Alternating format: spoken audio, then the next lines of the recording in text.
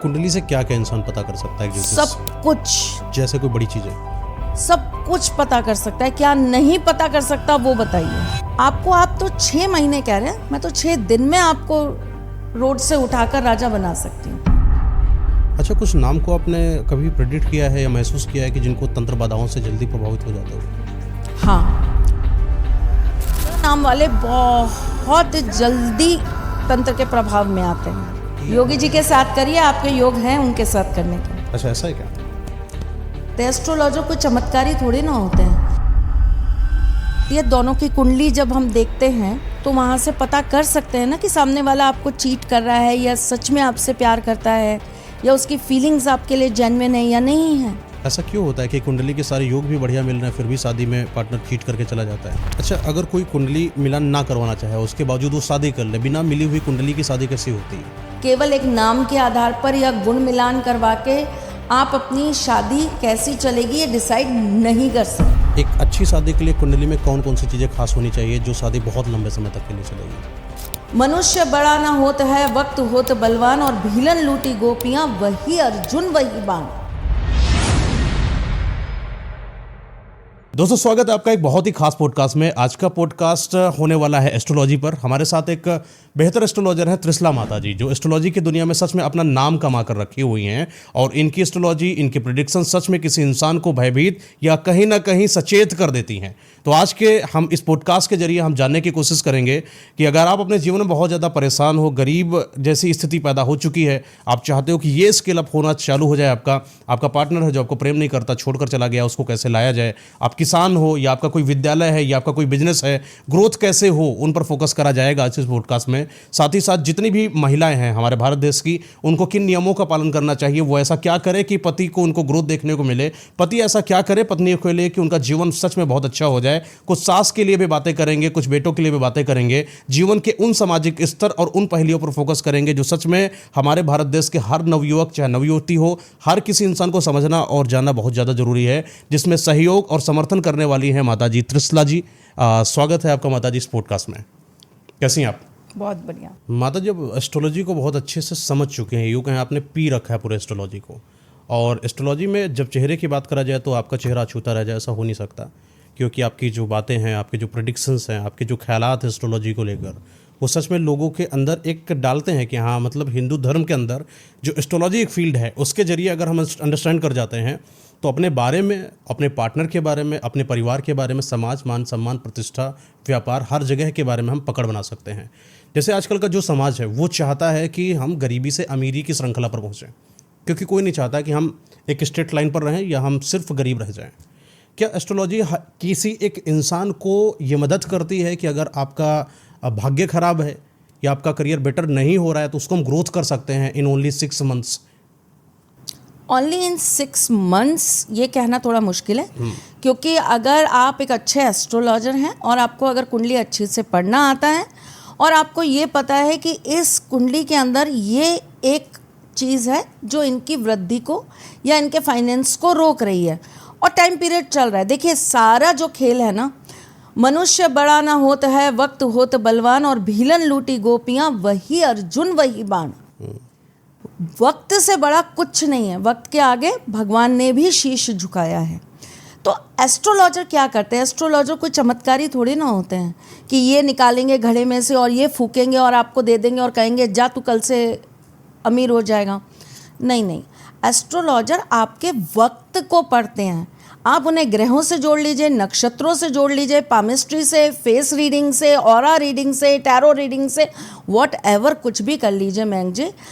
एक एस्ट्रोलॉजर वक्त को पढ़ता है और वक्त को पढ़कर ही सामने वाले को उस वक्त के बारे में अपनी प्रेडिक्शन देता है। अगर उसकी एस्ट्रोलॉजी अच्छी है और वो अच्छा जानकार है, अच्छा पढ़ना जानता है, और मुझे अगर ऐसा लगता है कि आपकी कुंडली में समय चल रहा है परिवर्तन का, तो मैं एक छोटा सा आपको परिवर्तन करवा कर आपको, आप तो 6 महीने कह रहे हैं, मैं तो 6 दिन में आपको रोड से उठाकर राजा बना सकती हूँ। बड़ी बात है।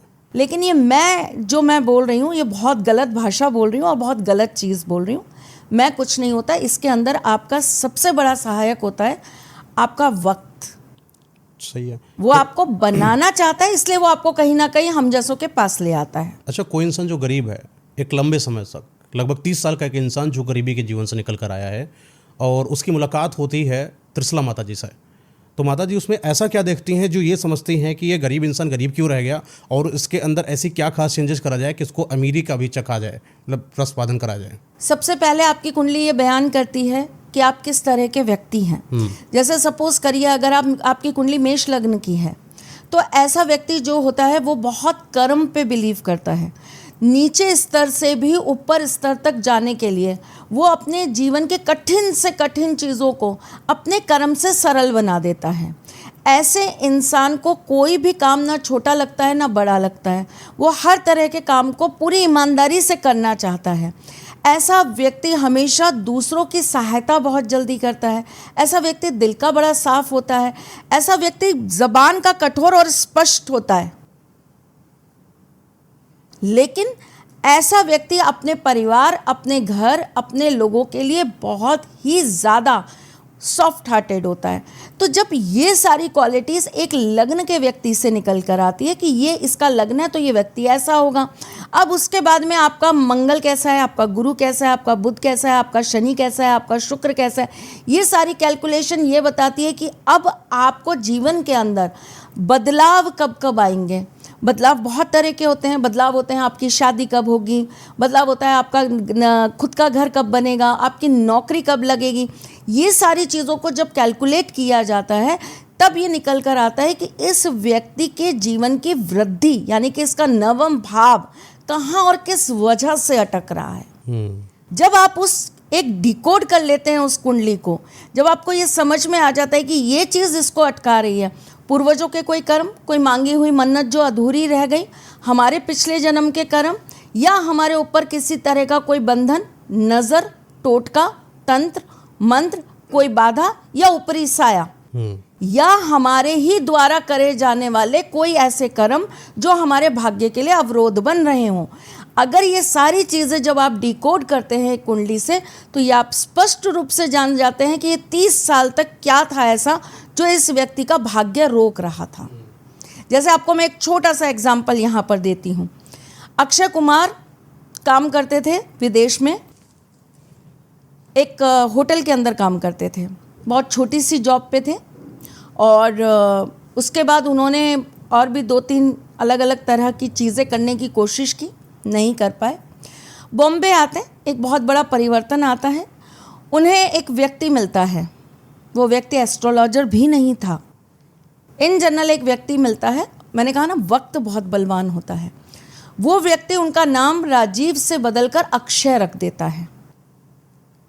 अब क्या अटक रहा था उनके जीवन में? उनका अपना नाम बदला, भाग्य बदल गया। यानी किसी के नाम में अगर बदलाव कर दिया जाए तो उसके जीवन रेखा में भी बदलाव हो सकता है। हर किसी के नहीं, हर किसी के नहीं।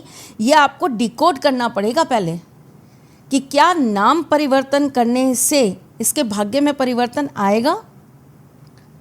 ये चीज़ें अगर आप डिकोड कर देते हैं तो आप नाम परिवर्तन करके देखिए, डेफिनेटली इंसान का भाग्य का कहना है कि अगर कोई भी इंसान अपने नाम में बदलाव कर देता है तो वो अपनी प्रेजेंस जो कंडीशन है उसमें भी बदलाव लाता है। इसमें जिंजी ने क्या करा, जैसे किसी का नाम सुषमा था तो उसमें कुछ और चीज़ें ऐड कर दी और उसको कुछ और ही नाम बनाकर, हाँ, तो उसको कंटिन्यू कर दिया और उसमें इंस्टाग्राम आईडी पर एंड ट्विटर पर हर जगह पर लगा दिया। उसको ऐसा लगा कि शायद इससे मुझे ग्रोथ मिल जाए। क्या ये भ्रम है क्या सच्चाई, आपको क्या लगता है? देखिए, न्यूमरोलॉजी जो बनाई गई थी, जिस तरीके से नामों का परिवर्तन किया जा रहा है, पहले तो आप मुझे ये बताइए कि आप नाम क्या रख रहे हैं अपना? John, Albert?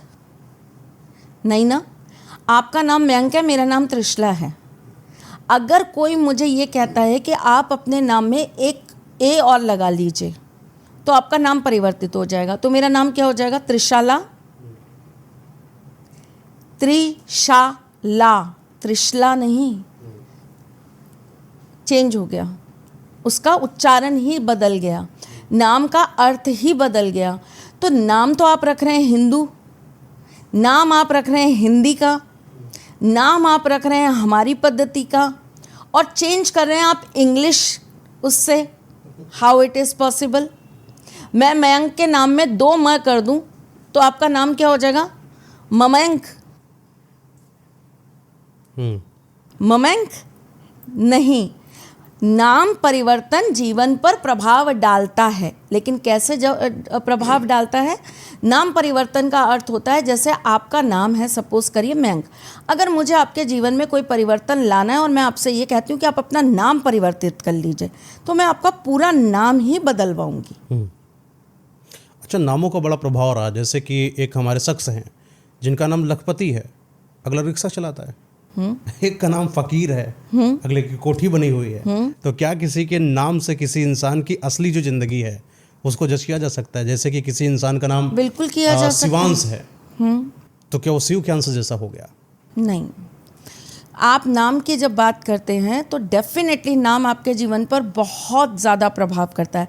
अब मयंक जी, मैं आपको एक बात बताती हूँ, निधि नाम की जो लड़कियाँ होती हैं ये अपने पिता के लिए बहुत भाग्यशाली होती हैं, बहुत भाग्यशाली होती हैं, लेकिन इनकी अपनी लाइफ के अंदर स्ट्रगल बहुत होता है। इसी प्रकार से रुचि नाम की जो लड़कियां होती हैं बहुत एम्बिशियस होती हैं, बहुत ज़्यादा एम्बिशियस मिलेंगी आपको, लेकिन इन्हें अपनी चीज़ों को करने के लिए, अपने मुकाम को, अपनी लाइफ को सेटल करने के लिए बहुत संघर्ष करना पड़ता है। इसी प्रकार से नाम आपके व्यक्तित्व में बहुत सारे परिवर्तन चाहता है। जैसे आकाश, किसी का नाम आकाश है तो क्या वो आकाश जैसा विशाल है? क्या वो आकाश की तरह दूरी पर है, ऊंचाइयों पर है? नहीं। उसे उस आकाश तक पहुंचने के लिए एस्ट्रोलॉजी को डिकोड करना ज़रूरी है अपने नाम के साथ। आप आकाश से रिलेटेड चीज़ें कितनी कर पा रहे हैं? आपके घर के अंदर उस आकाश से आने वाली रोशनी कितना प्रवेश करती है वास्तु के हिसाब से? आप कितना रहते हैं सूर्य की रोशनी में? आप कितना रहते हैं चंद्रमा की रोशनी में? अब वो आकाश जी जो हैं वो तो रह रहे हैं एक चौल में, जहाँ ना सूर्य की रोशनी आ रही है ना चंद्रमा की रोशनी आ रही है। आपका नाम आपके साथ कैसे कार्य करेगा? समुद्र का नाम आप रख ले रहे हैं, आपने समुद्र का नाम रख लिया अपना, या बच्चों का रख दिया, ठीक। आप कितना जा रहे हैं समुद्र के साथ अपना एक रिश्ता स्थापित करने? कितना मानते हैं आप समुद्र को अपने साथ में जुड़ा हुआ, उनका संबंध अपने साथ जुड़ा हुआ? बहुत सारी फिर इसके अंदर चीज़ें होती हैं, बहुत सारे डिकोड करने होते हैं चीज़ों को, तब जाकर आपका नाम आपको वो देता है जो आपको चाहिए। अच्छा, जैसे कि बहुत सारे ऐसे आपने कुंडलियों को देखा होगा जिनके कुछ अपने नाम रहे होंगे, बहुत तरह ऐसे कौन से मेल्स नाम हैं जिनको आपने देखा और बोला कि वाह, ये क्या, ये नाम से ही पता चला है कि इसकी कुंडली में कुछ मज़ेदार होने वाला है? नहीं, केवल नाम से ये बात कहना बहुत मुश्किल हो जाता है, क्योंकि बहुत सारे ऐसे नाम हैं, अगर हम मेल्स की भी बात करें तो बहुत सारे ऐसे नाम हैं जिनके नाम से ही बहुत प्रभाव आता है, लेकिन अगर हम उनकी कुंडली देखें तो कुंडली के अंदर कहीं ना कहीं वो चीज़ मेल नहीं खाती। कुंडली देखें तो कुंडली में कहीं ना कहीं उन्हें एक, अगर हम कहें तो एक ग्रोथ, एक सहारा, एक लाइटअप नहीं मिल पा रहा, जिसकी वजह से वृद्धि रुक जा रही है। लेकिन अगर हम नाम को केवल पॉइंट आउट करके चल रहे हैं या उसी को हम सर्वा मान के चल रहे हैं, तो नाम आपका सबसे पहले जो कॉम्बिनेशन जोड़ा जाता है, आपके नाम का आपकी मदर के साथ जोड़ा जाता है। आपका नाम और आपकी मदर का नाम दोनों को जब हम जोड़ते हैं, उससे कितनी स्ट्रेंथ निकलती है, तो वो नाम आपको देने वाला बनता है। अच्छा, इससे कई लोग क्या करते हैं, जब स्टार्टिंग में उनकी कुंडली बनती है, जब बचपन में होते हैं उनका कुछ नाम होता है, बाकी वो जब अपने पढ़ाई में आते हैं उनका नाम बदल जाता है। तो जैसे कि जब आप कुंडली चेक करती हैं तो आप उस इंसान के कौन से नाम को ज़्यादा प्रेफर करती हैं? जो उनका जन्म का नाम है, और जो उनका जीवन में चल रहा है नाम, उनसे क्या होगा उनका? वो बोलने वाला नाम है। अच्छा, बोलने वाले नाम का कोई दुष्परिणाम या अच्छा अगर लगता है कि दुष्परिणाम आ रहा है तो फिर चेंज कराते हैं। तो फिर तो पूरे डॉक्यूमेंट के अंदर चेंज करना बड़ा ही मुश्किल हो जाएगा। पर अगर करना है तो करना ही है। क्योंकि कोई एक बच्चा है जो अभी, मान बच्चा क्या, वयस्क हो चुका है, 30 ईयर उसकी एज है, पता चलता है कि उसने बचपन में उनके जो कुंडली थी वहाँ पर उनका नाम राम रखा गया और उन्होंने समय के साथ अपना नाम रख दिया अभिज्योति सिंह प्रताप, बड़ा मशहूर सा नाम रख दिया। तो बोले कि अब क्या करें, तो कुंडली तो हम राम के हिसाब से देखेंगे।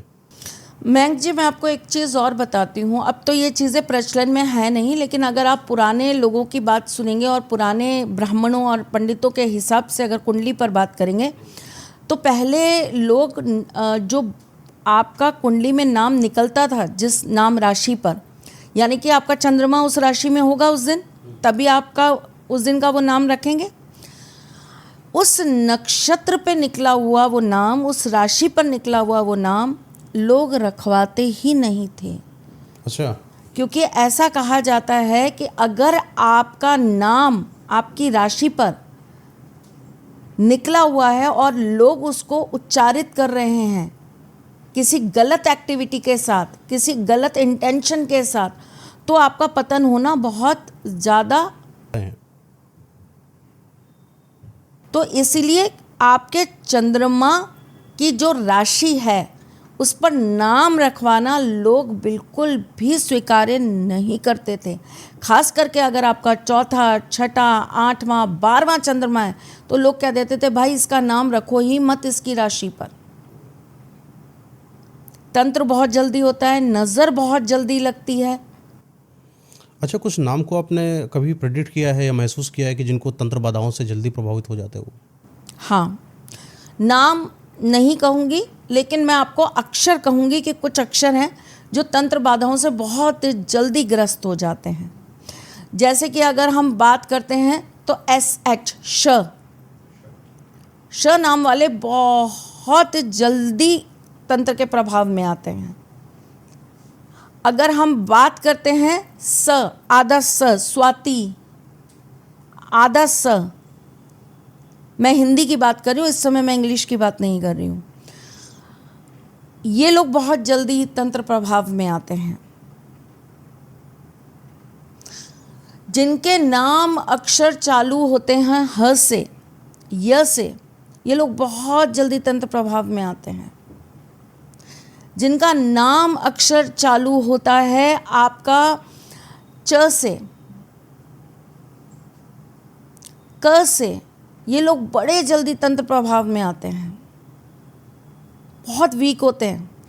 लेकिन यहाँ पे फिर एक टर्म्स एंड कंडीशन हम लगा देते हैं, क्योंकि देखिए दुनिया में अलग अलग विचार, अलग अलग कर्म, अलग अलग तरह के लोग होते हैं। तो अगर उनकी दिनचर्या, उनका पूजा पाठ, उनका धर्म, अगर उन्होंने अपने तरीके से उस पर पूरी तरीके से अपने आप को समर्पित कर रखा है, तो उनके ऊपर ये चीज़ें नहीं होने का भी पूरा का पूरा इंडिकेशन मिलता है। अच्छा, कई लोग कुंडली बनवाते हैं क्योंकि आजकल का हमारा जो यूथ है वो काफ़ी ज़्यादा इन सब चीज़ों पर फोकस कर रहा है कि जब से पता चला है कि कुंडली में अगर आपके प्रॉब्लम है तो बदलाव लाना बहुत ज़्यादा ज़रूरी है। एक ज्योतिष जो कुंडली को बनाता है, कई बार एक साधक या जातक को नहीं पता चलता है कि वो कुंडली सही बनी है कि गलत बनी है। सिर्फ बन जाती है, एक भरोसा है कि क्योंकि एस्ट्रोलॉजर ने बनाया तो गलत नहीं बनाया होगा। फिर वो एक साधारण इंसान कैसे पता करे कि हमारी कुंडली सही नहीं बनी है तो गलत बन गई है? कैसा हो सकता है?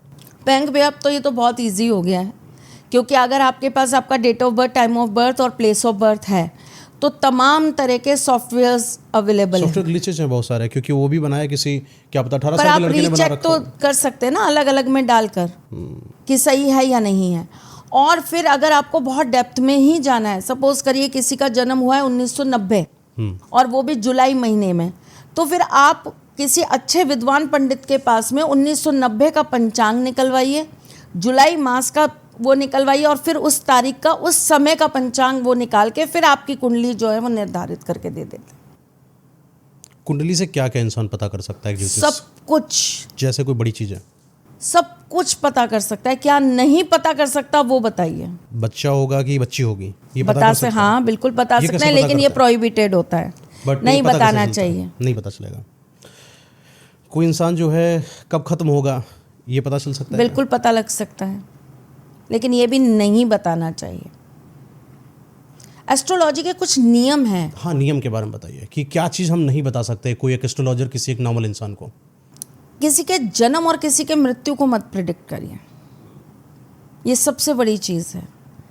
ये एक ऐसी प्राकृतिक मेरे को लगता है ईश्वर का अपना एक दायित्व है जिसमें हम ना पैर लगाएं तो ज़्यादा अच्छा है। हाँ, हम ये देख सकते हैं कि इसके लिए ये जाता हुआ समय कष्टकारी है, तो इसको इस कष्ट से निकालने के लिए हम कुछ इसके लिए ऐसा दान पुण्य कर दें, कोई ऐसा पूजा पाठ कर दें कि इसको कष्ट कम हो। लेकिन एक नॉर्मल आदमी है, जैसे आप और मैं बैठे हैं, अब आप मुझसे कहते हैं कि बताइए त्रिशला जी मैं कब मरूंगा? बताइए कब मरेंगे? जिंदगी जी नहीं, मौत को पहले पूछ रहे हैं। आप हमारे बारे में बताइए कब मरेंगे? क्यों मरना है? अरे बताइए तो, देखिए। पर क्यों मरना है मुझे ये तो बताइए। ये भी बात है। जिंदगी इतनी अच्छी है, इतनी प्यारी है। आप अगर किसी एस्ट्रोलॉजर के पास बैठे हैं, आप मेरे पास बैठे हैं, आप ये पूछिए मेरे पास जिंदगी कितनी अच्छी है और मुझे क्या क्या करने का मेरी कुंडली के अंदर बल है। क्या बात है। मैं क्या क्या किस सीमा तक जाकर कर पाऊंगा। मैं अगर एस्ट्रोलॉजी कर रहा हूं तो एस्ट्रोलॉजी में किस मकाम तक पहुंच सकता हूं। मैं पॉडकास्ट कर रहा हूं तो मैं उस पॉडकास्ट में किस मकाम को छू सकता हूं। मैं किस बड़े व्यक्ति, क्या मैं मोदी जी के साथ कभी पॉडकास्ट कर सकता हूं? क्या मेरी कुंडली में योग है किसी बड़े व्यक्ति के साथ पॉडकास्ट करने का? क्या मोदी जी हमारे साथ कर सकते हैं? वही मैं आपसे कह रही हूँ। ये क्वेश्चन यह बनता है, क्या पता कि योगी जी मोदी के साथ करिए, आपके योग हैं उनके साथ करने के। अच्छा, ऐसा है क्या? अब एक और सवाल है जो बड़ा अजीब सा, लोगों का भी बड़ा मन है कि हम आपसे पूछें। वो सवाल ये बनता है कि फलाना एक एस्ट्रोलॉजर हैं, आजकल काफ़ी ज़्यादा वायरल हैं इस चीज़ के लिए कि वो प्रेडिक्शन करते हैं कि कब एक्सीडेंट होने वाला है, कब वार होने वाला है, कब क्या होने वाला, कब ख़त्म होने वाली दुनिया, 2026 कब तबाह हो जाएगी। मैं आपको बताता हूँ, रुक जाइए ज़रा मरने वाले 3 महीने के बाद। ऐसा जो इंसान है ये सब चीज़ें को प्रेडिक्शन कर रहा है, उस पर आपकी क्या राय है? अपनी विद्या को अच्छी चीज़ों के लिए यूज़ करना चाहिए मैंग जी। आपको ईश्वर ने पता नहीं कितने जन्मों के बाद, कितने अच्छे कर्मों के बाद इस विद्या को सीखने का सौभाग्य दिया है। अगर हम बहुत बारीकी से सोचें, अगर देखिए हम किसी भी चीज़ को अच्छे और बुरे को जब सोचते हैं तो मेरा ऐसा मानना है कि बुरा जो देखन मैं गया, बुरा ना मिला कोई। आप अच्छी चीज़ों को अगर देखेंगे, ईश्वर ने सबसे पहले हमें इंसान का जीवन दिया, उसमें भी उन्होंने हमें ज्ञान दिया कि हम धर्म से जुड़े। वरना आप ये देखिए कि आजकल लोग कितनी जल्दी अपने धर्म से विपरीत हो जाते हैं, अपने धर्म को छोड़ देते हैं। कितने ऐसे लोग हैं जिनको इन चीज़ों पे बिलीव ही नहीं है, ट्रस्ट ही नहीं है। आपको ईश्वर ने वो बुद्धि दी, सद्बुद्धि दी कि आप इन चीज़ों को समझें, जानें, सीखें। अब ये विद्या आपने क्यों सीखी? एक अगर मैं आपसे सवाल करूं कि आपने ये विद्या सीखी तो क्यों सीखी, तो आपने क्यों सीखी बताइए? कुछ चीज़ों को जानने के लिए और लोगों को थोड़ा सा जागरूक करने के लिए, फुल डेप्थ में नहीं, लेकिन हाँ थोड़ा सा इतनी अंडरस्टैंडिंग होनी चाहिए इंसानों के बारे में कि हम किसी इंसान से मिल रहे हैं तो उसके बारे में समझ सकें, महसूस कर सकें। मेरा तो ये मोटिव था, सिंपल सा। ज्योतिष सबसे पहले अपने ऊपर तो एप्लीकेबल होती नहीं, अपन अपने लिए तो ज्योतिष का काम कर नहीं सकते। दूसरी बात, जब हम ज्योतिष सीखते हैं तो जब हम इस ज्ञान को अर्जित करते हैं तो कहीं ना कहीं हम इसे जन कल्याण के लिए या लोगों के भले के लिए यूज़ करते हैं। ठीक है, जैसे मैं आपको एक बहुत सिंपल सी बात बताऊं, जैसे मैं एस्ट्रोलॉजी करती हूं तो मेरा हमेशा कोशिश ये रहता है कि मैं उस व्यक्ति की जड़ें निकालूं, बजाय इसके कि तुम्हारा राहु 5 साल के लिए ख़राब है, तुम्हारा शनि 2 साल और तुम्हें पीड़ा देगा। मेरा मकसद ये होता है कि मैं अपनी विद्या को सही जगह लगाकर ये निकालूं कि ये प्रॉब्लम की जड़ क्या है, ये कहाँ से दिक्कत आ रही है, और अगर ये कट गया तो तुम्हारे जीवन के अंदर तुम्हारी और चीज़ें बैलेंस होने के, स्टेबल होने की पॉसिबिलिटीज़ बन जाती हैं।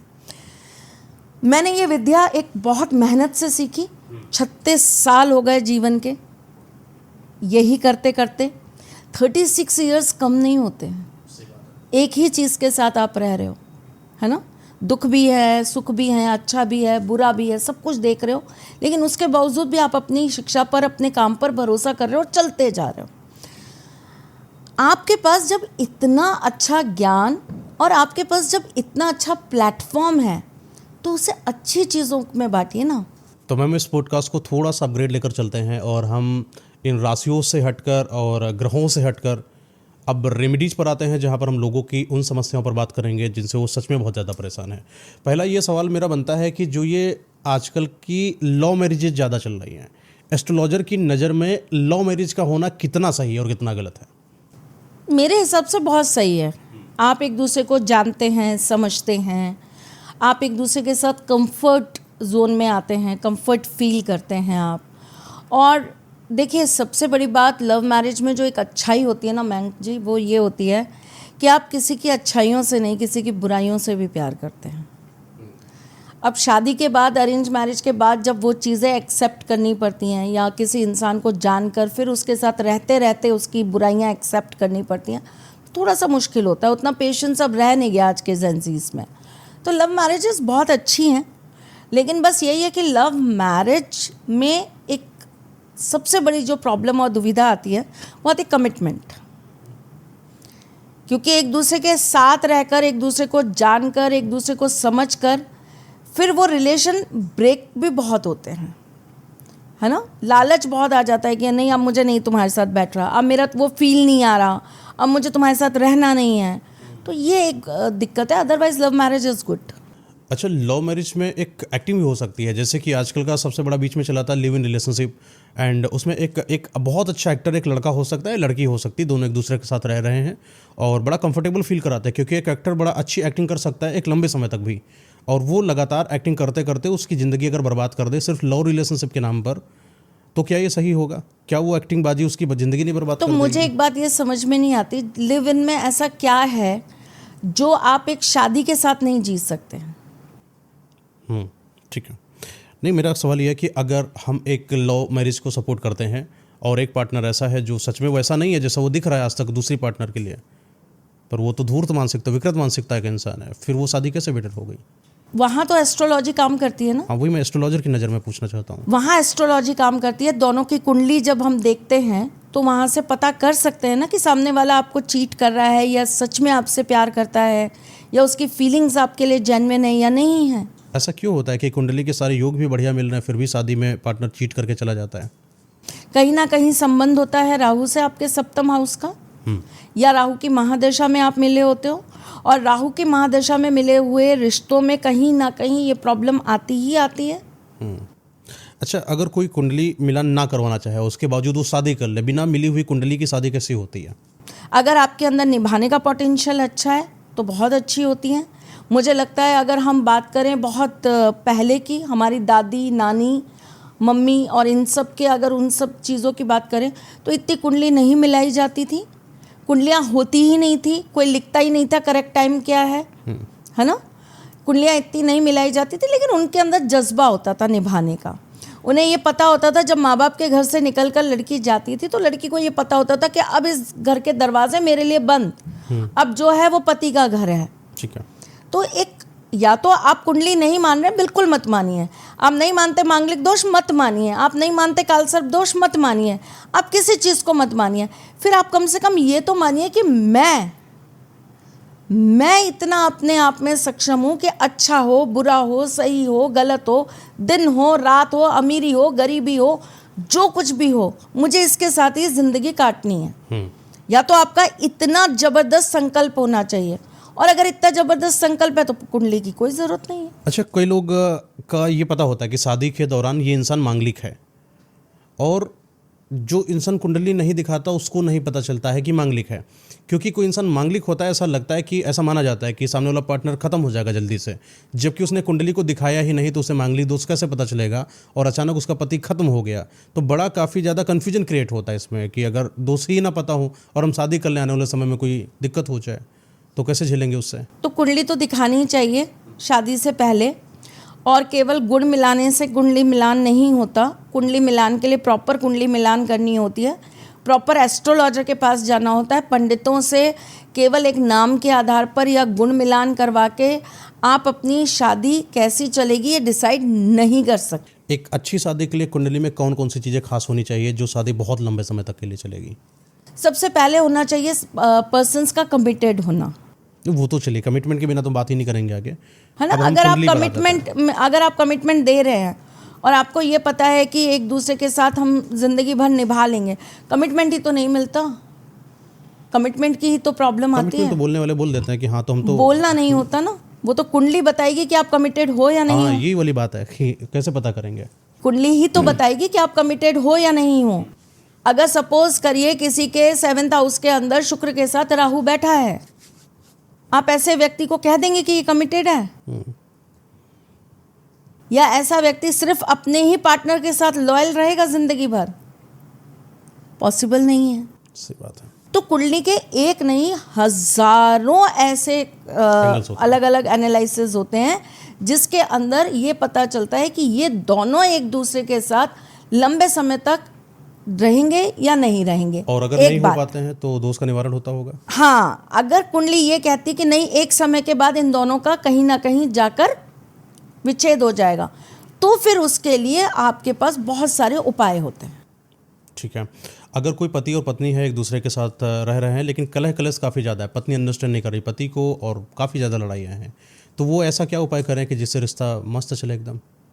शनिवार के दिन 5 लौंग, 1 नींबू के ऊपर थोड़ा सा 2 बूंद या 4 बूंद शहद, साथ में 1 पान का पत्ता ले जाकर माँ काली के मंदिर में चढ़ाना चालू करें। 7 शनिवार करें। और कोई मंत्र का उच्चारण कुछ में? कुछ भी नहीं, सिर्फ भेंट करके आना है माँ। मन में कुछ भी मांगना है, बोलना है? हाँ, ये तो आपको बोलना ही है जो आपके विश है कि मेरा घर में सब अच्छा रहे, मेरे घर में सुख शांति रहे, हम दोनों के बीच में प्रेम बढ़े। अगर कोई पत्नी है जो बहुत ही पतिव्रता है, लेकिन उसका पति बाहर जाकर किसी और से बातचीत करता है या रिश्ते चलते हैं कहीं और पर, तो वो पत्नी क्या उपाय करे कि उसका पति कहीं और पर जाकर मुँह ना मारे?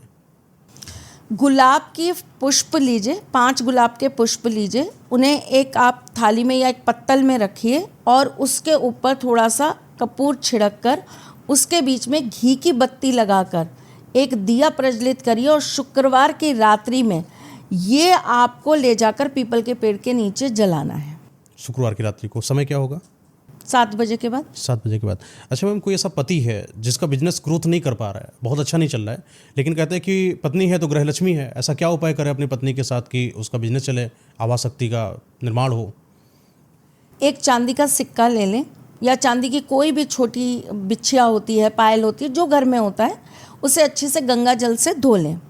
चावल का एक कंटेनर ले लें, प्लास्टिक का नहीं होना चाहिए, उसके अलावा कोई भी पात्र चलेगा। चावल उसके अंदर भर लें, साबुत चावल होने चाहिए, उसमें चांदी रख दें। अब उसको जो है आप शुक्रवार के दिन ये कार्य करेंगे। अब आपको उसको एक स्थान पर रख देना, साफ स्थान पर, जिसमें आपको नीचे सफ़ेद रंग का कपड़ा बिछा लेना है।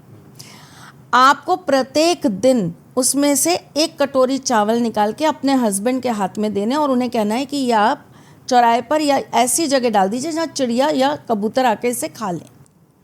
पतियों की एक बड़ी समस्या रही है और पत्नियों की इससे बड़ी शिकायत रही है कि मेरा पति मुझे गिफ्ट नहीं देता, और पतियों को समझ में नहीं आता कि मैं अपने पत्नी को गिफ्ट दूँ तो दूँ क्या दूँ। आप पहले तो ये बताइए कि गिफ्ट कौन सा दे और एस्ट्रोलॉजी से संबंधित हो और उसका करियर भी अच्छा हो, प्रेम भी बढ़िया बना रहे, ऐसा कोई बढ़िया गिफ्ट बताइए, पति क्या दे अपनी पत्नी को? सबसे बढ़िया गिफ्ट ये है कि आप उसे सबसे पहले तो प्यार दें, सम्मान दें, और एक्सपेंसिव या मेटलिस्टिक चीज़ों पे ही जा रहे हैं तो मैं तो ये कहूँगी मयंक जी अपना कार्ड दे दें। खर्चा करो, तुम्हें जो करना है कर लो। खुश पत्नी भी खुश, और व्यापार कैसे बनेगा बढ़िया? पत्नी ग्रह लक्ष्मी होती है। जब आप अपनी ग्रह लक्ष्मी को खुश रखेंगे तो धन लक्ष्मी तो अपने आप आती है। ग्रह लक्ष्मी यानी अपनी पत्नी को खुश करने के लिए पतियों को क्या उपाय करना चाहिए और क्या क्या चीज़ें करनी चाहिए पत्नी के लिए? पूर्णिमा के दिन आपको अपने हाथ से अपनी पत्नी को सफ़ेद रंग के फूल लाकर देने चाहिए। अच्छा, पहले के ज़माने में पति जो है पत्नी के बालों में गजरा बांधा करता था, इसका बड़ा रहस्य देखने को मिलता है, क्या फ़ायदा होता है, क्यों बांधे कोई पति? देखिए, गजरा आपने अगर देखा है तो गजरे से खुशबू बहुत आती है, महकता है ना। और जब आप अपनी पत्नी को गजरा पहनाते हैं तो क्या होता है कि आपकी पत्नी आपके लिए एक तो उसी समय उसके मन में, उसके मस्तिष्क में आपके लिए एक बहुत पॉजिटिव और एक बहुत अच्छी फील आती है। उससे क्या है, जब पत्नी खुश होगी तो नेचुरल बात है कि आपके जीवन में भी बहुत खुशी का कारण हो जाएगा। दूसरी बात, सफ़ेद चीज़ों का जो संबंध होता है वो आपके चंद्रमा से होता है। चंद्रमा जब आपका अच्छा होता है, पत्नी को जब आपने सफ़ेद कलर के पुष्प दिए, मैंने पूर्णिमा पे इसीलिए कहा सफ़ेद पुष्प देने के लिए, गजरा मिलता है गजरा दे दीजिए, इसीलिए मैंने कहा क्योंकि जब आप अपनी पत्नी को सफ़ेद रंग के पुष्प देते हैं तो पत्नी का चंद्रमा जब अच्छा होता है तो पत्नी के चंद्रमा अच्छे होने से उसका प्रभाव आपके जीवन पर, आपके प्रेम पर, आपकी हेल्थ पर, आपकी शक्तियों पर बहुत ज़्यादा सक्रिय रूप से पॉजिटिव होता है। पहले के समय के लोग अपनी पत्नी से प्रेम बड़ा करते थे, कोई भी बात पूछना है तो चलो पत्नी से पूछ लें, पैर भी तक पत्नियों के दबा कर जाते थे पति, आज भी करते हैं। क्या कोई ऐसा काम जो पति करे अपनी पत्नी की सेवा में उसके जीवन में बड़ा चेंजेस लेकर आएगा वो? देखिए जी, मैं तो ये कहती हूँ, श्रृंगार एक ऐसी चीज़ है जो हमेशा पति को अपनी पत्नी का करना चाहिए। अच्छा, हाथों से बिंदी लगाइए, हाथों से मांग सजाइए, अपने हाथों से अपनी पत्नी, अब तो लोग करते नहीं हैं, पत्नियों को भी पसंद नहीं है, वरना अपने हाथों से अपनी पत्नी को पैरों में अलता लगाइए, हाथों में अलता लगाइए। पत्नी का श्रृंगार जब आप करेंगे अपने हाथों से तो इसका बहुत प्रभाव पड़ता है आपके जीवन पे और बहुत सकारात्मक प्रभाव पड़ता है।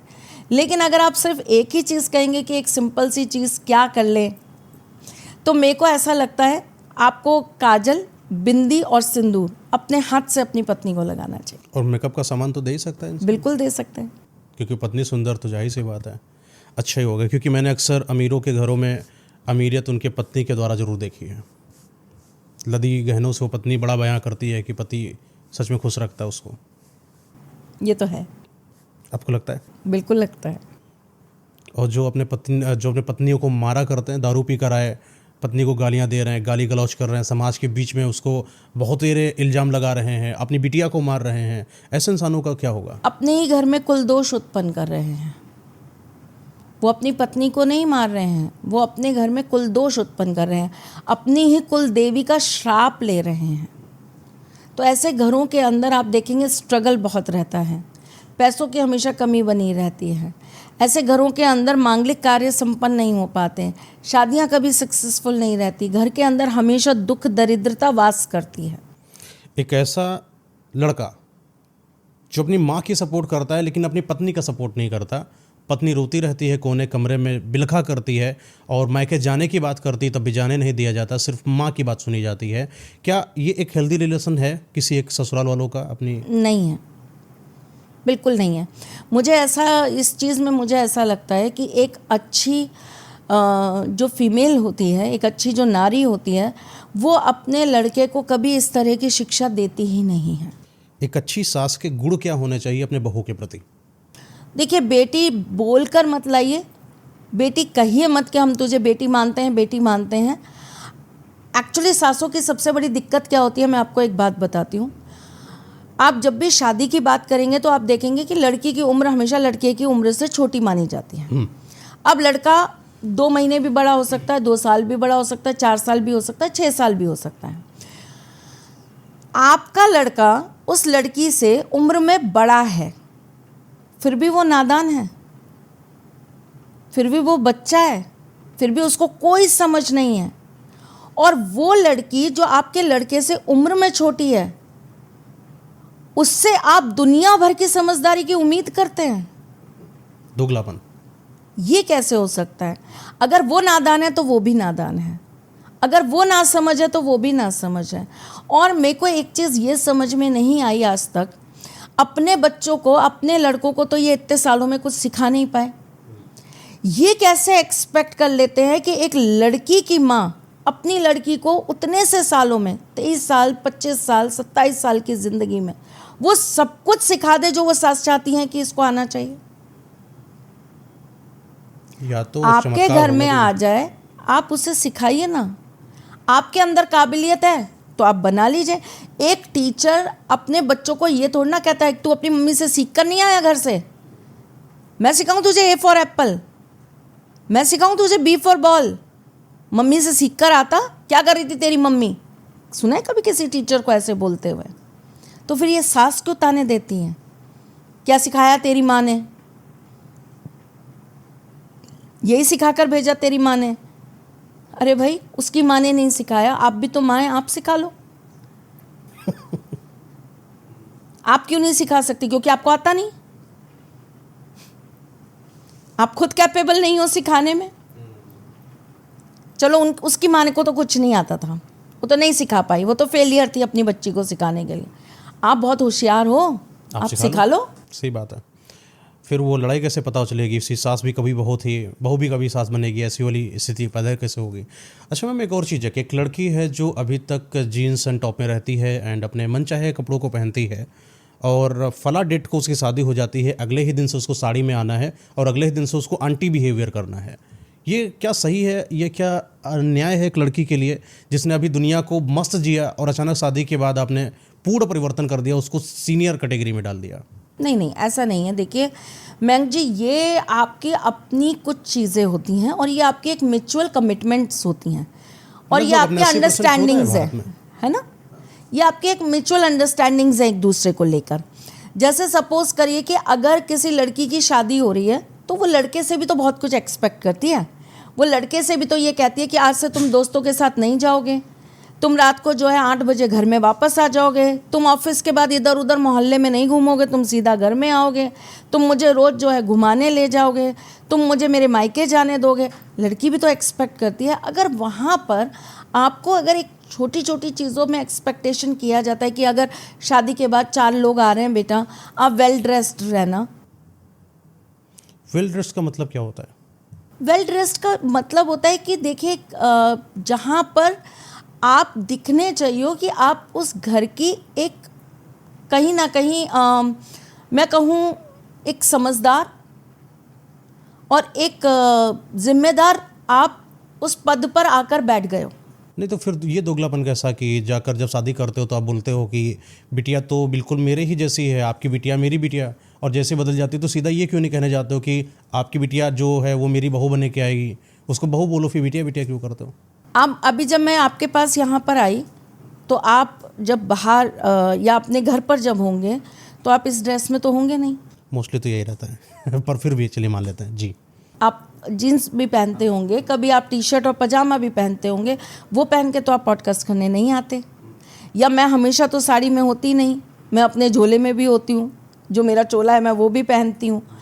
तो ऐसा तो है नहीं कि मैं हमेशा एक ही साड़ी में ही ऐसे लदी पदी और एकता कपूर के सीरियल्स की तरह ऐसे ही मेकअप करके सज धज के सो जाती हूँ और ऐसे ही फिर रात को उठ जाती हूँ और ऐसे ही मैं सुबह उठ के सीधा जो है साड़ी लपेट के और फटाफट से मैं मंदिर में चली जाती हूँ। नहीं ना, आप कहीं ना कहीं जब किसी पद का प्रतिनिधित्व करते हैं, जब आप किसी पद को संभालते हैं, एक आप जब किसी अदालत में जाते हैं तो जज की एक अपनी ड्रेस है, जज साहब अपनी ड्रेस पहन के आते हैं, वकील अपनी ड्रेस पहन के आते हैं। जब आप किसी एक अस्पताल में चिकित्सालय में जाते हैं, नर्स अपनी ड्रेस पहनती है, डॉक्टर अपनी ड्रेस पहनते हैं। वहाँ तो आप नहीं कहते कि हमने 5 साल पढ़ाई करी, हम काहे के लिए पहने। वहाँ तो आप ये नहीं कहते कि हम क्यों पहने ये सफ़ेद कोट, हमें तो नहीं पहनना। नहीं तो फिर उसको बिटिया भी मत बोलो ना कि तुम्हारी बिटिया मेरी बिटिया जैसी है। तो बिटिया तो आपकी बिटिया भी जब किसी के घर जाएगी तो आप भी तो उसके उसमें साड़ियाँ रखेंगे दहेज में, आप भी तो उसके लिए जो है वो सारी ड्रेसेस इकट्ठी करेंगे। तो आप अपनी बेटी से भी तो यही उम्मीद करेंगे कि वो वहाँ जाए तो कम से कम कुछ कुछ फंक्शंस में वो उन कपड़ों को पहन ले। आपको वहीं पर लेकर आता, मेरा एक ही मोटिव था कि समाज के अंदर ये जो रिश्तों को बड़ा गंदा बोल दिया गया। जैसे बाप बोलता है कि तुम मेरे दोस्त जैसे हो, तुम मुझे सब कुछ बता सकते हो। सास कहती है तुम मेरी बिटिया जैसी हो, तुम सब कुछ बताओ, जो मैं तुम्हें बता रही हूँ वैसा ही समझो।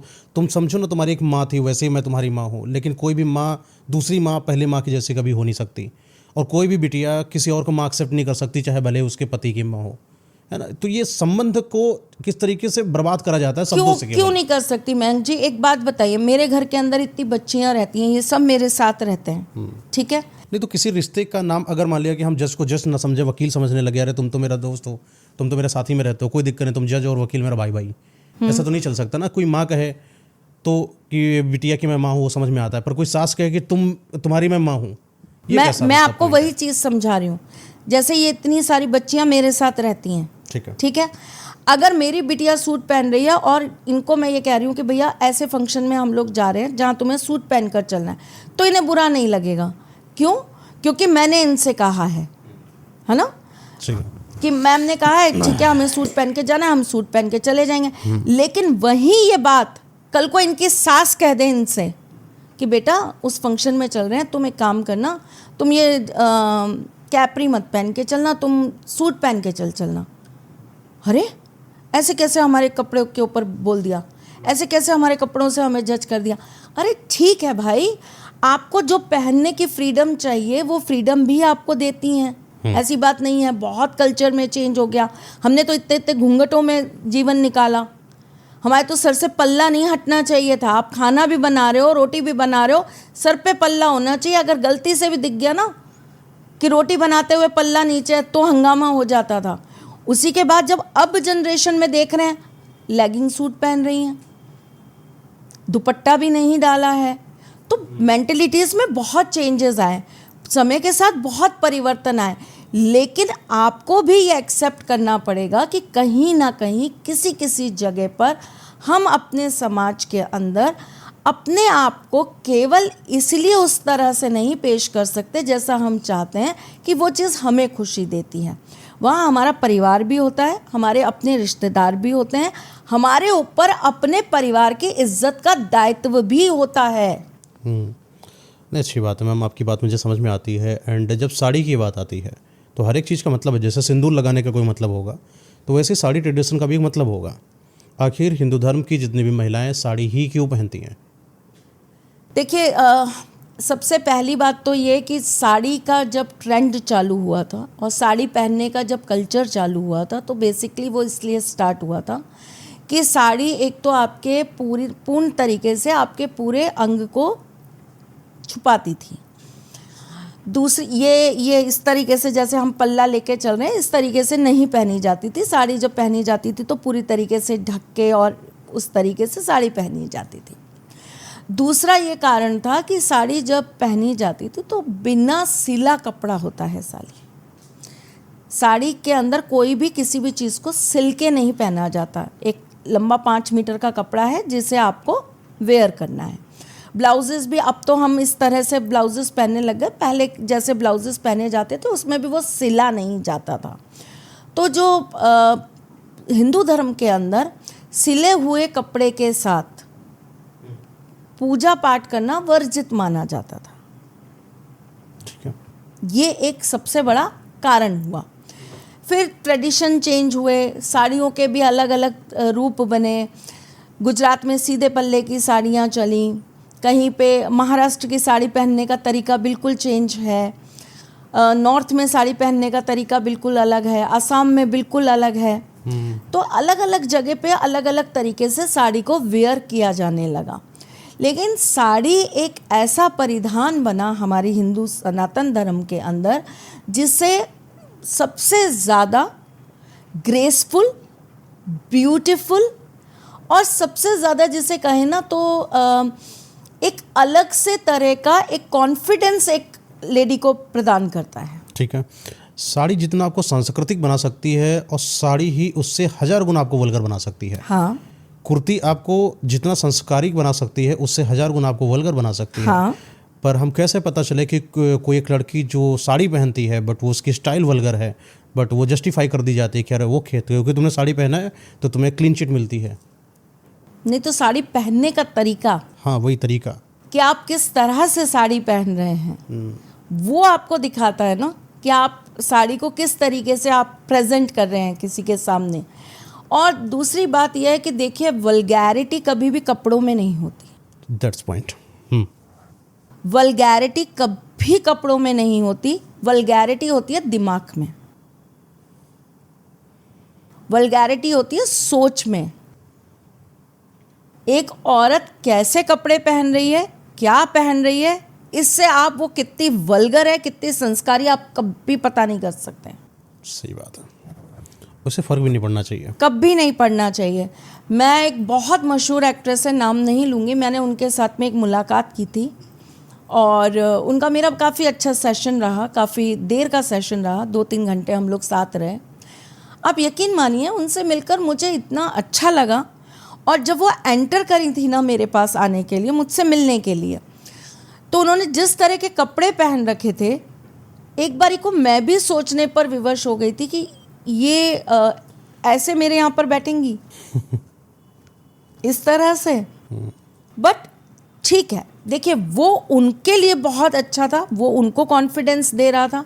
और एक चीज़ याद रखिएगा मयंक जी, औरत के कपड़े औरत के लिए कभी भी अश्लील, अच्छे, बुरे, सही, गलत नहीं होते। औरत के कपड़े मर्द के लिए अश्लील, अच्छे और बुरे और गलत होते क्या हैं बात है। क्योंकि उसकी नीयत डगमगाती है। औरत के वो कपड़े पहन के खुद की नीयत नहीं डगमगाती है। That's nice. तो किसी भी औरत को कपड़े से कभी जज नहीं किया जा सकता। अगर मैं कहती हूँ फिल्मों में काम करने वाली हीरोइंस बिकनी भी पहनती हैं, तब भी वो अपने परिवार के लिए, अपने घर के लिए बहुत अच्छी होती हैं। और अगर जज कर रहा है तो इंसान गलत है। पूरे पैंट शर्ट पहनने वाला मर्द कौन सा बहुत संस्कारी है? ये बड़ा अच्छा सवाल किया आपने। तो मैम, जैसे कि अगर कोई एक इंसान, एक महिला है जो सिंदूर को लगाती है, सिंदूर लगाने के विशेष नियम क्या होते हैं? क्योंकि आजकल तो सिंदूर को क्या ही गजब से लगाया जाता है। सिंदूर लगाने के असली नियम क्या है जो हर एक महिला को फॉलो करना चाहिए? सिंदूर हमेशा पूरी मांग में लगाना चाहिए।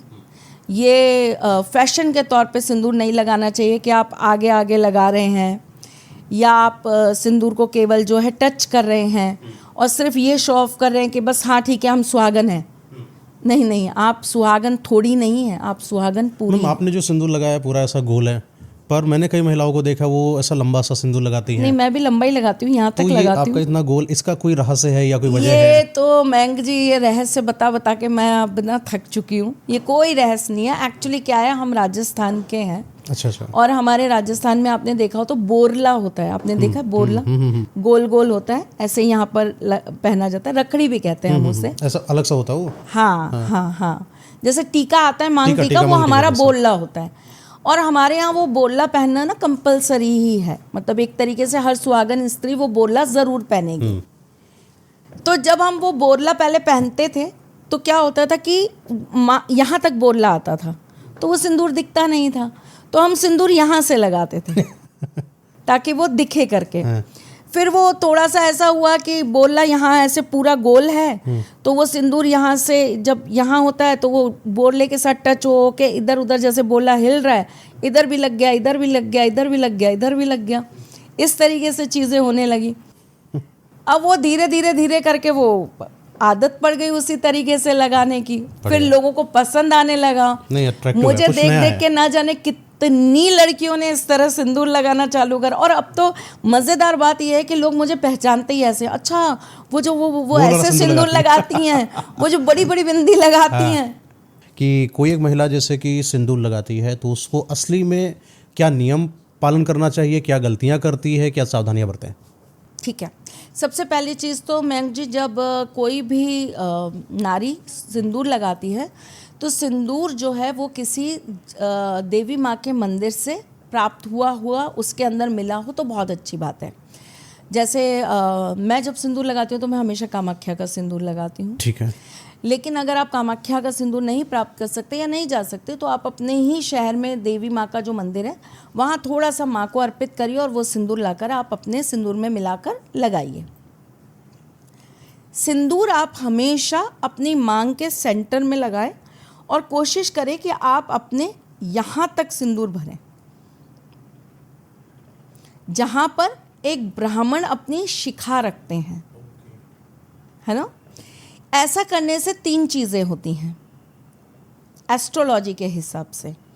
एक, आपका गुरु मजबूत होता है। क्यों? क्योंकि आपके मस्तिष्क में आपको जो भी ईश्वर से एनर्जीज मिल रही हैं, यूनिवर्स से जो भी आपकी एनर्जी कनेक्ट हो रही है, उसका केंद्र ये होता है, ये भाग होता है आपका। तो यहाँ पर जब वो चीज़ कनेक्ट हो रही है तो आपका सिंदूर उस चीज़ को और ज़्यादा स्ट्रॉन्ग बना देता है। ठीक। दूसरी सबसे अच्छी चीज़ ये होती है कि ये आपके मस्तिष्क को क्लैरिटी देता है। आपके अंदर चंचलता नहीं आती, आपके अंदर कहीं ना कहीं चिड़चिड़ापन नहीं आता, आप गुस्सा नहीं करते, आप एरोगेंट नहीं होते। ये आपके अंदर बहुत ज़्यादा ईगो नहीं बनने देता। इसीलिए सिंदूर हमेशा स्त्री को इसी तरीके से लगाना चाहिए। और जो महिला नहीं लगाती उनका क्या होगा? मेरे हिसाब से तो लगाना चाहिए। जो नहीं लगाती हैं फिर मैं उनसे यही कहूँगी कि कभी कभी तो लगाइए। भाई देखिए, अब किसी किसी की ऐसी ही जॉब है या ऐसा काम है वो नहीं लगा सकती हैं, वर्किंग है, तो कभी कभी तो लगाइए। कोई महिला है, चूड़ियाँ होती हैं, बड़ी परेशान है कि पुरानी चूड़ी हो गई, करे तो करे क्या करे। आखिर एक महिला पुरानी चूड़ी के साथ क्या करे? पुरानी चूड़ियों के साथ बहुत सारी चीज़ें की जाती हैं। जैसे कि मैं आपको एक बहुत सिंपल सी चीज़ बताती हूँ। पुरानी चूड़ियों को एक साथ में काले धागे में बांधिए, ठीक है, और उसको ले जाकर आप किसी भी पेड़ पर टांगाइए। कांटेदार वृक्ष नहीं होना चाहिए, है ना। शनिवार को आप ले जाइए और ले जाकर किसी वृक्ष पर टांगाइए। तो सबसे अच्छी चीज़ तो ये है कि अब आपके जीवन के अंदर, आपके घर में अगर वो चूड़ियाँ रखी हैं या वो पुरानी हो गई हैं, आपके किसी काम की नहीं है, तो आपने उसको अपनी तरफ से एक तरीके से विसर्जन कर दिया, ठीक है। दूसरा, आपके घर में अगर चूड़ियाँ पड़ी हैं और टूट गई हैं तो आप उसका क्या करें? तो उसका बेहतर सबसे अच्छा तरीका जो होता है वो ये कि आप ज़मीन के अंदर गड्ढा खोद के उसे अंदर दबवा दीजिए। ठीक है। ठीक है। अचानक चूड़ी टूटने का मतलब क्या होता है? अचानक चूड़ी टूटने के बहुत सारे कारण हैं, हमें हमेशा वहम में नहीं रहना चाहिए। लेकिन अगर हमारे साथ बार बार ऐसी चीज़ें हो रही हैं कि लगातार हमारा जो है चूड़ी टूटती जा रही है, तो कहीं ना कहीं आप 1 दर्जन हरी चूड़ियाँ लेकर माता रानी के मंदिर में उन्हें भेंट कर दीजिए। कितनी चूड़ियाँ पहनना सही रहेगा? दोनों हाथ में कितनी कितनी पेयर और कितनी चूड़ियाँ हों? 12-12। किस रंग की ज़्यादा चूड़ी प्रभावित करती है इंसान, अच्छी आभा देती है? लाल चूड़ियाँ हमेशा बहुत प्रभावित करती हैं, क्योंकि वो कहीं ना कहीं एक स्ट्रॉन्गनेस देती हैं, आपका आत्मविश्वास बढ़ाती हैं, आपको कहीं ना कहीं बहुत अंदर से कॉन्फिडेंट बनाती हैं। तो आपके लिए लाल चूड़ियाँ बहुत अच्छी होती हैं। पर आप मल्टी भी चूड़ियाँ अगर पहनते हैं तो वो भी आपके लिए बहुत अच्छा रहता है। क्या चूड़ी के रंग स्थितियों को प्रदर्शित या बदलाव में ला सकती हैं? जैसे कि कोई इंसान अगर लाल चूड़ी पहने तो उसके साथ ये होगा, पीली चूड़ी पहने तो ऐसा होगा? नहीं, ऐसा कुछ भी नहीं है। अच्छा, साड़ी के साथ कुछ ऐसा है कि कोई कपड़े को अगर वियर किया जाए कलर वाइज, डे वाइज? बिल्कुल है ना। जैसे कि सोमवार के दिन कहते हैं कि लाइट कलर्स पहनने चाहिए महिलाओं के लिए। महिलाओं के लिए। मंगलवार के दिन आपको ऑरेंजिश या रेडिश कपड़ा पहनना चाहिए।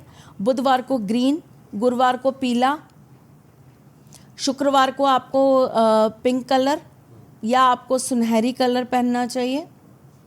शनिवार के दिन आपको काला नीला अवॉइड करना चाहिए, खास करके सुहागन स्त्रियों को। और रविवार के दिन आपको ऑरेंज कलर पहनना चाहिए। ठीक है। आपको ये सब पति है जो कोई काम करता है, लेकिन पत्नी चाहती है कि मेरा पति और ज़्यादा पैसा कमाए, और ज़्यादा बढ़ोतरी हो, घर का विकास हो, बच्चों का विकास हो, तो वो ऐसा क्या उपाय करे जो पति की ग्रोथ दे दे? अगर आप ये चाहती हैं कि पति आपका बहुत तरक्की करे, वृद्धि करे, तो आप लगातार 11 दिन दुर्गा माँ के मंदिर में जाकर एक घी का दीपक जलाएं और वहीं बैठकर दुर्गा चालीसा का पाठ करना चालू करें। ठीक है। किसी का व्यापार है और व्यापार में ग्राहक बहुत कम आते हैं, पहले तो आते थे लेकिन अब नहीं आते, ऐसा क्या उपाय करें कि व्यापार में ग्राहक आना चालू हो जाए? 17 दाने काली साबुत उड़द की दाल और 17 दाने चावल और थोड़े से काले तिल शनिवार की रात्रि में एक तेल का दीपक जलाएं, सामने एक कटोरी में रखें, सारी चीज़ें मिक्स करके अपनी दुकान में ही, और भैरव बाबा के मंत्र का उच्चारण करें 108 बार या भैरव चालीसा का पाठ करें। उसके बाद ये सारा सामान अपनी दुकान के अंदर आप जो है डाल दें, अच्छे से पूरे चारों तरफ फैला दें।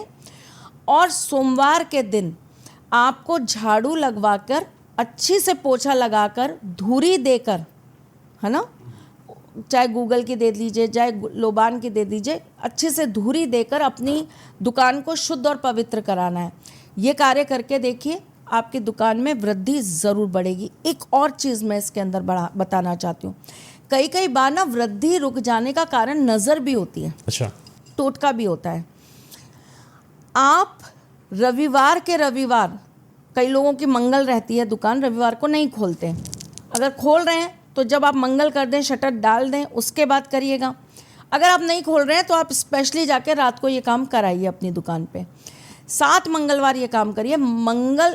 रविवार के रविवार आप अपनी दुकान के बाहर खड़े हुए, न्यूज़पेपर आता है ना, न्यूज़पेपर जलाकर 7 बार अपनी दुकान के सामने घुमाइए और वहीं पर न्यूज़पेपर को छोड़ दीजिए।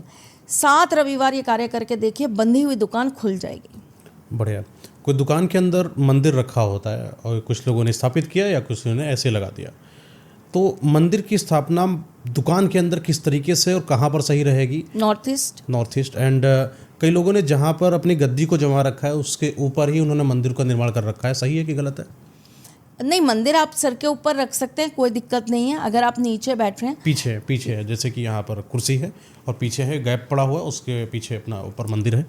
भगवान की तरफ पीठ नहीं होनी चाहिए, पीठ भगवान की तरफ ही आ रही है ना, तो नहीं होनी चाहिए। इससे क्या दुष्परिणाम हो सकते हैं दुकान पर? भगवान को पीठ दिखाकर नहीं बैठा जाता। जब आप ईश्वर को ही पीठ दिखा देंगे तो फिर आपके पास बचा क्या? फिर किस्मत भी आपको पीठ दिखा देगी। गद्दी की किस पोजीशन पर सबसे ज़्यादा अच्छा रहेगा कि भगवान के मंदिर को स्थापित करा जाए अपनी दुकान पर? सामने हो तो बहुत अच्छा है कि आपको ईश्वर सामने से दिख रहे हैं, बहुत अच्छी बात है। दूसरी सबसे बड़ी चीज़ ये होती है मयंक जी, आप भगवान को जहाँ कहीं भी रखें, आप भगवान को इस तरह से रखें, एक तो आते जाते उनके कोई भी अशुद्ध हाथ उनके साथ टच ना हो, और दूसरा वो घुसते ही आपके ग्राहकों के उसमें ना आए, बीच में ना आए। कई लोगों को मैं देखती हूँ, वो जैसे ये गेट है अंदर घुसे और यहाँ मंदिर। अब आपकी दुकान के अंदर लेडीज़ भी आ रही हैं जिनको पीरियड्स भी हो रहे हैं, कोई बिना नहाया भी व्यक्ति आ गया, कोई अशुद्ध अवस्था वाला व्यक्ति भी आ गया, तो आप एकदम से भगवान के संपर्क में लोग आए ऐसी जगह मत रखिए। मैम, जैसे कि विद्यालय हैं, स्कूल हैं या कोचिंग इंस्टीट्यूशंस हैं जिनका खुलने का समय है, ऐसा कोई उपाय बताइए जिससे ये टीचर लोग बड़ा खुश हो जाएं कि उपाय कर दें तो विद्यालय चलने लगे, स्कूल में जम के बच्चा है, कोचिंग में जम के बच्चा है इनके।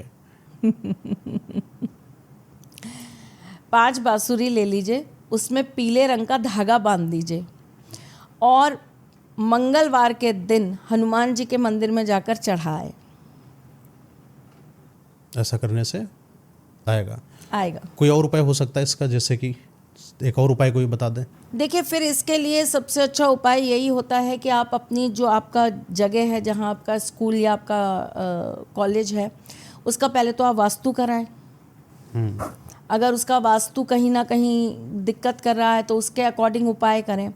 और सबसे अच्छी चीज़ इसके लिए जो मानी जाती है वो ये कि फिर गुरुवार के दिन आप किसी भी मंदिर में जाके धार्मिक पुस्तकें 11, 21 या 31 वहाँ भेंट करके आएँ।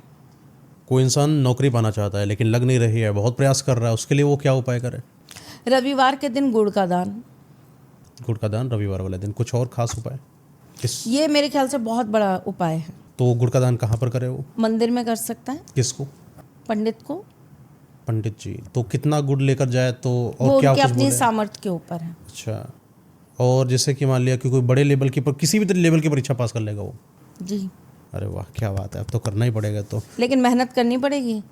ये नहीं कि पूरे दिन आप घूम रहे हैं और फिर मैंने तो गुड़ का दान किया था, मेरी तो नौकरी लगी नहीं, फिर क्लेम मत करिएगा। अच्छा, अभी बच्चों का एडमिशन होने वाला है जी, तो ऐसी कोई चीज़ बता दीजिए, कोई रेमेडी छोटी सी बताइए जो बच्चा अपने न्यू कोर्स को जब ले रहा हो तो अपने साथ उनको कैरी करे अपने बैग में, तो उसका जो पढ़ने में मन लगने लगे और बड़ा जितने भी टीचर हैं सब सम्मान करें उसका। गणेश रुद्राक्ष। अच्छा।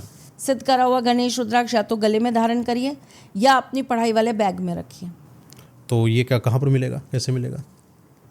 गणेश रुद्राक्ष तो बहुत इजीली अवेलेबल हो जाता है। नहीं, कई लोगों को जैसे मिल गया या गलत जगह से मिल गया, सही तरीके से कैसे प्राप्त कर, नियम क्या होगा? देखिए, वैसे तो मिल जाता है, अगर नहीं मिलता है तो फिर हम लोगों से संपर्क कर सकते हैं। अच्छा, तो शुद्ध करने का तरीका, जैसे अगर कहीं से मिल जाता आप जहाँ से भी लेंगे वो आपको शुद्ध करके ही देते हैं।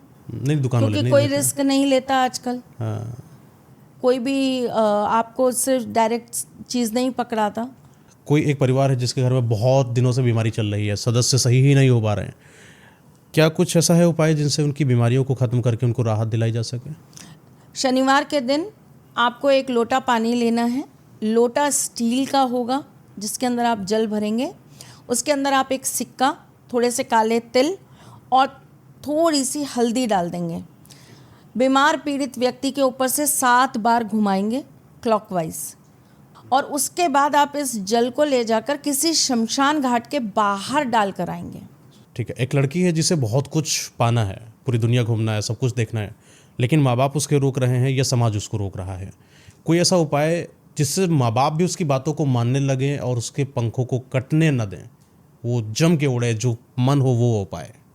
अपने कमरे के अंदर उड़ते हुए हनुमान जी की फ़ोटो या उड़ते हुए हनुमान जी का एक आपको मार्केट में बहुत इजीली मिल जाते हैं उड़ते हुए हनुमान जी, वो लेकर आप अपने कमरे में साउथ डायरेक्शन में लगा लें और मंगलवार के मंगलवार हनुमान जी के मंदिर में जाकर 7 केले चढ़ाना चालू कर दें। मैम ये बताइए कि अगर कोई एक शख्स है जो अपने पार्टनर या अपने पार्टनर को पाना चाहता है, उसके लिए कोई वसीकरण तरीका, उपाय, मंत्र, टोटका? प्रेम से बड़ा कोई वशीकरण नहीं। खैर, प्रेम तो कर लिया, मिल ही नहीं रही ना उसको। सबसे अच्छा तरीका इसके लिए ये है कि शुक्रवार की रात्रि में ही करना है, 9 बजे के बाद करेंगे। नहाने के पानी में थोड़ा सा इत्र मिलाइए और स्नान करिए। स्नान करने के बाद एक स्थान पर पूरब की तरफ मुंह करके आपको लाल रंग के आसन पर बैठ जाना है। एक घी का दीपक प्रज्वलित करना है, माँ लक्ष्मी का स्मरण करना है और उनके मंत्र का जाप करना है। और आपका जो पार्टनर है उसका नाम आपको 11 बार एक पेपर पे लिख लेना है नीले पेन से, और उसे आपको रोल करके अपने यूज़ करे हुए किसी कपड़े के साथ में अपनी अलमारी में रखना है। काम करेगा ये। अच्छा मैम, ब्रेकअप करके जाने वाले पार्टनर को वापस बुलाने के लिए कोई खास उपाय है आपके पास क्या? बिल्कुल है। चंदन की लकड़ी ले लीजिए, लाल चंदन की लकड़ी, उसे लाल रंग के कपड़े पर रखिए। शुक्रवार को ही रात्रि में ये कार्य करना है। और जो भी उपाय बता रही हूँ उससे पहले कृपा करके नहा लीजिएगा, शुद्ध हो जाइएगा। ये नहीं कि पूरे दिन प्याज खाया, लहसुन खाया और उसके बाद रात को बैठ के आप ये उपाय कर रहे हैं, काम नहीं करेगा। मैं पहले ही बता रही हूँ, दिन भर आपने जो है मांस मदिरा का सेवन किया, रात को आपने बैठकर ये उपाय कर लिया, काम नहीं करेगा। पहले ही बता रही हूँ, आपने दिन भर किसी को गाली निकाली, किसी की चुगली करी, किसी की बुराई करी, रात को बैठकर आपने काम किया, काम नहीं करेगा। पहले ही बता रही हूँ, सात्विकता के साथ ही ये कार्य करेगा। ठीक। लाल रंग का आप कपड़ा लेंगे, लाल रंग का चंदन उसके ऊपर रखेंगे। आप भगवान श्री कृष्ण का स्मरण करेंगे, क्लीं कृष्णाय नमः, इस मंत्र का आप 5 माला जाप करेंगे। इस कपड़े को आप अच्छी से गांठ बांध देंगे और गांठ बांधकर आप एक पेपर लेंगे जिसके ऊपर आप लाल पेन से थोड़े मोटे अक्षर, स्केच ले लीजिएगा मोटा वाला, आप उससे उस अपने पार्टनर का नाम लिखेंगे। अब आप नीचे पेपर रखेंगे, उसके ऊपर आप ये पोटली रखेंगे और ये सारा सामान आप अपने कपड़े के साथ छुपाकर अपने घर के नॉर्थ डायरेक्शन में रख देंगे। ब्रेकअप करा हुआ व्यक्ति जरूर संपर्क करेगा। कब तक इसको रखे रहने देना है? जब तक वो संपर्क ना करे। संपर्क कर दे, अब क्या करना है? उसके बाद आप प्रवाहित कर दें, जलते हुए, बहते हुए पानी में। हाँ, या किसी पेड़ के नीचे। ठीक है। एक पार्टनर है जो ब्लॉक करता है, अनब्लॉक करता है, स्थिरता जैसी ज़िंदगी आ चुकी है, ना पार्टनर को समझ में आता है कि सच में जीवन है कि नहीं, कन्फ्यूजन बहुत ज़्यादा है। कोई ऐसा उपाय जो उसको स्थिर कर दे, ये सब ब्लॉक अनब्लॉक से खत्म कर दे? कंफ्यूज ही रहने दीजिए फिर। अच्छा, ऐसा? जो कंफ्यूज्ड है उसे कंफ्यूज्ड ही रहने दीजिए। चलिए खैर बता देते हैं उपाय। हाँ। एक सफ़ेद रंग का और एक हरे रंग का 2 आधा मीटर का कपड़ा ले लीजिए। दोनों कपड़ों को अच्छे से गांठ बांध दीजिए, है ना, गठबंधन जैसे करते हैं वैसे आप उसको अच्छे से गांठ बांध दीजिए। गांठ बांधने के पश्चात जो सफ़ेद रंग का कपड़ा है उस पर अपने पार्टनर का नाम लिखिए, जो हरे रंग का कपड़ा है उस पर अपना नाम लिखिए और दोनों ही आप नीले पेन से लिखेंगे। दोनों कपड़ों को आप अच्छे से रोल कर लेंगे और एक चीनी का जार लेंगे। कोशिश करिए कि वो जो जार हो वो शीशे का हो, उसके अंदर इस कपड़े को अच्छे से दबाकर रख दे।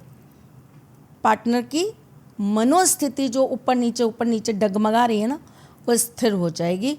और जब ये काम हो जाए तो ये चीनी चींटियों को खिला दें और ये जो कपड़ा है ये बहते हुए जल में प्रवाहित कर दे। अगर बहता हुआ जल ना हो तो किसी पेड़ के नीचे रखा है। माता जी, एक हमें उपाय चाहिए किसानों के लिए। किसान जो फसल को उगाता है लेकिन बड़ी ख़राब किस्मत है, फसल चल नहीं पा रही है, बहुत परेशान है, वो क्या करे ऐसा कि फसल भी चमचमाए और पैसा भी चमचमाए घर पर? गणेश जी की एक प्रतिमा आती है जिन्हें हम कहते हैं हरिद्र गणपति, हल्दी से बने हुए गणपति होते हैं। ठीक है, आपकी फसल अगर बार बार खराब हो रही है तो आप उन गणेश जी का पूजन करके किसी भी अच्छे योग्य ब्राह्मण से पूजन कराइए और उन्हें अपने घर में स्थापित कर लीजिए। उनके सामने जल रखिए। ये क्रिया आपको लगातार 45 दिन तक करनी है। उनके सामने एक लोटे में जल रखिए और वो जल रोज़ाना आप जाकर अपने खेत में डालना चालू करिए। ठीक है। तो दोस्तों, जैसा कि आज आपने देखा कि हमने कई सारी रेमेडीज को कवर करने की कोशिश करी है। उन रेमेडीज को जो शायद आप जानना चाहते थे, माता जी से डिस्कस करना चाहते थे, या कहीं ना कहीं से आपके जीवन में बहुत समस्याएं थी जिनके बारे में आप उसका उपचार समाधान चाहते थे, तो आज हमने कोशिश करी है माता जी से उन सारी चीज़ों पर बात करने की, या एक कहे कि उन सारी चीज़ों के समाधान पाने की। कैसा लगा आपको ये पॉडकास्ट में आप ज़रूर बताइएगा। और साथ ही साथ अगर आपको कुछ ऐसी रेमेडीज चाहिए जो मैंने कवर नहीं करी है, आप कमेंट करिए। उन रेमेडीज़ के बारे में अगर हो सकेगा, माता जी का कभी समय खाली हुआ तो मैं उनके साथ एक दोबारा मुलाकात में उन सारी चीज़ों को भी कवर करूँगा। माता जी, आप हमारे लोगों को क्या कहना चाहेंगी? कुछ अपना थोड़ा समझा दें ज्ञान। खुश रहिए, यूं ही जुड़े रहिए, लाइक सब्सक्राइब ज़रूर करिएगा। कोई मेहनत करता है आपके जीवन को संवारने के लिए, कोई मेहनत करता है आपके जीवन को सही राह पर लाने के लिए, तो ऐसे व्यक्ति का साथ देना हमारा भी कर्तव्य बन जाता है। तो इसी तरीके से आप इनके साथ जुड़े रहिए और इन्हें इतना प्यार दीजिए कि ये दिन पर दिन हम जैसे बेहतर से बेहतर लोग आपकी सेवा में यूं ही प्रस्तुत करते रहें। एंड एक चीज़ बोलना चाहूँगा कि एस्ट्रोलॉजर तो समाज में बहुत सारे होते हैं, पर असली एस्ट्रोलॉजर की पहचान तभी होती है जब उनसे उन बातों पर चर्चा करी जाए जिनके बारे में समाधान हमें चाहिए। और माता जी हैं ऐसे कि वो एस्ट्रोलॉजी की दुनिया में एक अपना अहम भूमिका बनाकर रखी हैं। तो यानी कि हर तरीके के एस्ट्रोलॉजर पर तो नज़र रखिए ही, लेकिन कुछ असली एस्ट्रोलॉजर को भी आगे लेकर आइए, उनको समझिए, और उनकी अगर अवहेलना हो कहीं पर तो उनको दरकिनार करके उनकी बातों को समझना शुरू करें। ये मेरा उद्देश्य है और मेरा कहीं ना कहीं एक मन भी है, प्रार्थना भी है, कोशिश भी है कि आप माता जी को हमेशा समझें। बहुत बहुत धन्यवाद आपका पॉडकास्ट देखने के लिए।